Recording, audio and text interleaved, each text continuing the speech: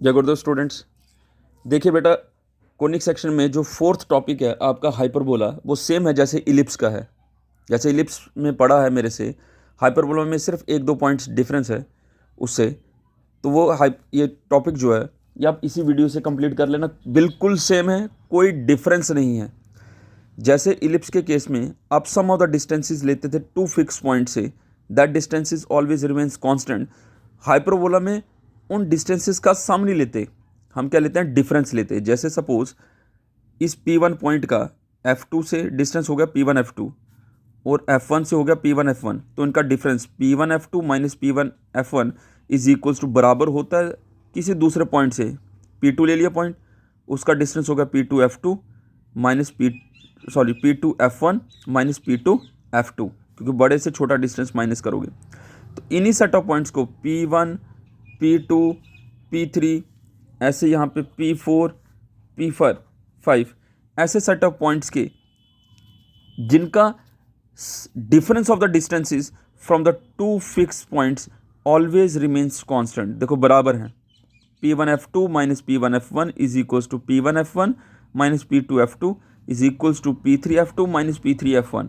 अगर इनका difference distances का टू फिक्स पॉइंट से कांस्टेंट रह जाए उसको हाइपरबोला बोलते हैं। इलिप्स के केस में सम कांस्टेंट रहता था, यहाँ पे डिफरेंस कांस्टेंट रहता है। वहाँ पे दो स्टैंडर्ड इक्वेशंस होती हैं, यहाँ पे भी दो स्टैंडर्ड इक्वेशन होती हैं। यहाँ पे ये हाइपरबोला आपका, ये और ये। अब फोकाई अगर एक्स एक्सिस पे हों तो जहाँ पे वो एक्स एक्सिस को टच करते हैं वो वर्टिसेस हो जाते हैं। यहाँ से यहाँ तक डिस्टेंस आपका ए होता है, same is the case with यहाँ पे बी डिस्टेंस ए के कोऑर्डिनेट्स A0 हो जाएंगे, बी के माइनस A0। वहाँ पे मेजर एक्सिस बोलते थे, यहाँ पे ट्रांसवर्स एक्सिस बोलते हैं। इस AB को ट्रांसवर्स एक्सिस बोलते हैं। वहाँ पे दूसरी होती थी माइनर एक्सिस, यहाँ पे कंजुगेट एक्सिस होती है। बट वो कैसे होती है, एक ऐसी टेंजेंट लाइन जो दोनों के कर्व्स को टच करके निकलती है। जिस पॉइंट पे वो टच करती है वहाँ से जो भी परपेंडिकुलर आप वाई एक्सिस पे बनाते हो वो डिस्टेंस हमारा b बन जाता है। जैसे यहाँ पे b बना वैसे नीचे भी b बनेगा। तो ये जो CD होता है ये हमारी कंजुगेट एक्सिस हो जाती है। अगर फोकाई x एक्सिस पे हो तो इक्वेशन बन जाती है x square upon a square minus y square upon b square equals to 1। वहाँ पे मेजर एक्सिस हमेशा बड़ी होती है माइनर से, बट यहाँ पे ऐसा कोई केस नहीं है कि ए बी से बड़ा हो सकता है, बी ए से बड़ा हो सकता है। ठीक है ना। तो अगर हाइपरबोला एक्स एक्सिस पे डिफाइंड हो तो इक्वेशन बनती है x square upon a square minus y square upon b square equals to 1। अगर वाई एक्सिस पे डिफाइंड होगा तो ऐसे फोकाई लाई करेंगे। तो डिस्टेंस जो फोकस का जो ओरिजिन से देखा जाता है वो c होता है। तो वाई एक्सिस पे तो माइनस यहाँ पे c बन जाएगा और नीचे माइनस c। अगर वाई एक्सिस पे हाइपरबोला डिफाइंड हो तो इक्वेशन बनती है y square upon a square minus x square upon b square equals to 1। और डिपेंड ये करता है कि अगर आप हमारे पास इक्वेशन दी हो, हाउ वी कैन चेक कि हमारा जो हाइपरबोला है whether it is defined on the x axis और द वाई एक्सिस। अगर हमारा एक्स स्क्वायर वाली टर्म पॉजिटिव हो तो हाइपरबोला एक्स एक्सिस पे डिफाइन करता है। अगर हमारा एक्स स्क्वायर वाली टर्म नेगेटिव हो तो वो हाइपरबोला वाई एक्सिस पे डिफाइंड होता है। बाकी टर्म्स वैसे ही रहती हैं। लेंथ ऑफ मेजर एक्सिस होती थी, अब यहाँ पे लेंथ ऑफ ट्रांसवर्स एक्सिस होती है, that is twice of a. वहाँ पर माइनर एक्सिस होती थी, यहाँ पे कंजुगेट एक्सिस आएगी, that is twice of b. वहाँ पे भी लेटेस्ट रेक्टम की लेंथ यही थी 2b² बाय ए, यहाँ पे वही होती है।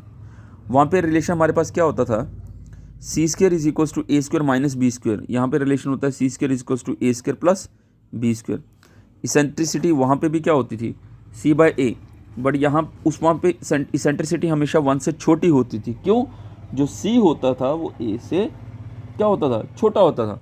इस केस में जो c डिस्टेंस है, फोकल लेंथ का जो डिस्टेंस है, जो फोकस पॉइंट है, वो हमेशा a से बड़ा होगा।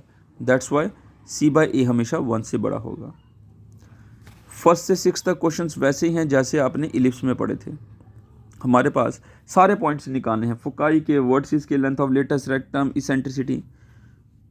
तो y square upon 9 minus x square by 27 equals to 1। सबसे पहले डिनोमिनेटर को स्क्वेयरिंग फॉर्म में लिखो, ये तो 3 का स्क्वायर आ जाएगा। 27 किसी नंबर का स्क्वायर नहीं होता, तो अंडरस्टूड है वो 3√3 का स्क्वायर होगा।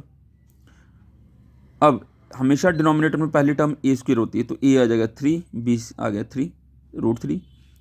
हमारे पास रिलेशन होता है c square equals to a square plus b square, वो रिलेशन निकाला, सी कितना आ गया ±6। अब ये हाइपरबोला कहाँ डिफाइंड है, वाई एक्सिस पे। क्यों? क्योंकि एक्स स्क्वायर वाली टर्म नेगेटिव है, तो फोकाई के कोऑर्डिनेट्स भी किसके आएंगे, वाई एक्सिस पे। वर्टिसेस भी क्या होंगे, वाई एक्सिस पे आएंगे, क्योंकि वर्टिसेस ए पे डिपेंड करता है। लेंथ ऑफ ट्रांसवर्स एक्सिस होगी twice of A, that is 2 × 3। उन्होंने पूछी नहीं है, मैंने बता दी, वहाँ पे पूछ भी सकते एग्जाम में। Length of conjugate axis twice of b, वो भी निकल गई। लेटेस्ट रेक्टम भी निकल जाएगा, इसेंट्रिसिटी भी निकल जाएगी। जैसे वहाँ पे भी इलिप्स के केस में ऐसा क्वेश्चन था, 9x² + 4y² = 36 या समवेयर कुछ में, तो हमारे पास राइट हैंड साइड पे हमेशा 1 होता है। इसको 1 बनाने के लिए मैं थ्रू आउट इक्वेशन को किससे डिवाइड करूँगा, 36 से, तो मेरे पास पूरा फॉर्मेट बन गया वैसे ही। That is y² / 2² - x² / 32 = 1। Sorry 32 नहीं, दैट इज 3², क्योंकि 9 बचा था, तो 9 किसका स्क्वायर होता है, 3²।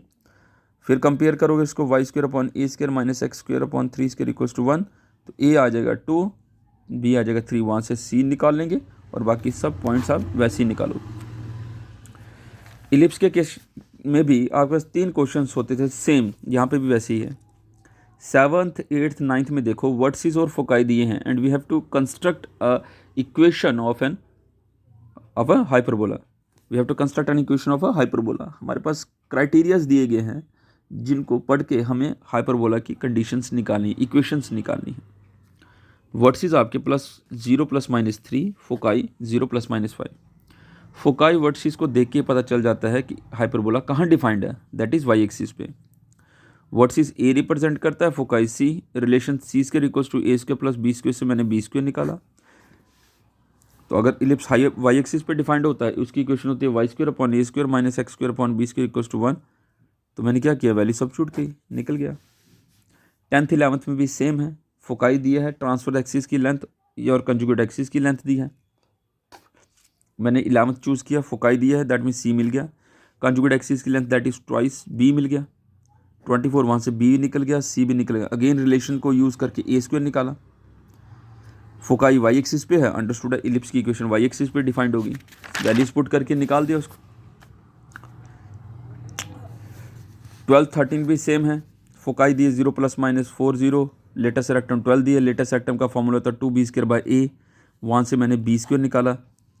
b² a की टर्म में आया, हमारे पास रिलेशन होता है c² = a² + b², a² वैसे रहने दिया, b² की वैल्यू 6 से पुट की, यहाँ पे शिफ्ट किया, क्वाड्रेटिक की इक्वेशन यूज़ की, splitting the middle term use किया। स्प्लिट द मिडिल टर्म से a नेगेटिव आया, एक पॉजिटिव आया। a कभी भी नेगेटिव नहीं होता, जो हम नेगेटिव a लिखते हैं, a पॉजिटिव होता है, negative due to the sign convention, कि नेगेटिव साइड पे है तो इसलिए नेगेटिव देते हैं। तो a हमारे पास 2 आ गया, जब a 2 आ गया तो b² की वैल्यू निकाल दी। तो रिक्वायर्ड इक्वेशन ऑफ हाइपरबोला क्या होगी, फोकाई कहाँ पे, एक्स एक्सिस पे, तो हमारे पास एक्स एक्सिस की इक्वेशन आएगी x² / a² - y² / b² = 1, वहाँ से निकाल दिया। 14th क्वेश्चन में वर्टिसेस दिया है 0 ± 7 0, इसेंट्रिसिटी 4/3। वर्टिसेस का मतलब a दिया हुआ है, इसेंट्रिसिटी होता है c/a। अब देखो अगर हम यहाँ से कंपेयर करें तो c4 आता है और a3 आता है, बट हमारे पास a क्या है, 7। इसको 7 बनाने में के लिए मैंने क्या किया, 7/3 से मल्टीप्लाई किया, क्योंकि 3 3 कट के 7 आ जाएगा a। अगर डिनोमिनेटर में मल्टीप्लाई करते हो तो न्यूमिनेटर में भी करना पड़ेगा, ताकि ये चीज़ कंडीशन फिर से प्रूव हो सके। अंडरस्टूड है, जब मल्टीप्लाई किया तो सम फॉर द 28/3, सी क्या आ गया, 28/3। अब रिलेशन यूज़ किया, c² = a² + b², वहाँ से मेरे पास क्या निकला, b² की वैल्यू निकल गई। a भी है, b भी है, तो वहाँ पे हमारे पास क्या दिया, वर्टिसेस दिया +-। वर्टिसेस कहाँ पे है, एक्स एक्सिस पे, तो मतलब इक्वेशन एक्स एक्सिस पे डिफाइंड होगी। यहाँ पे डिनोमिनेटर में b² की वैल्यू 343/3, 9 ऊपर चला जाएगा, सॉरी 343/9, 9 ऊपर चला जाएगा। That's all about the hyperbola.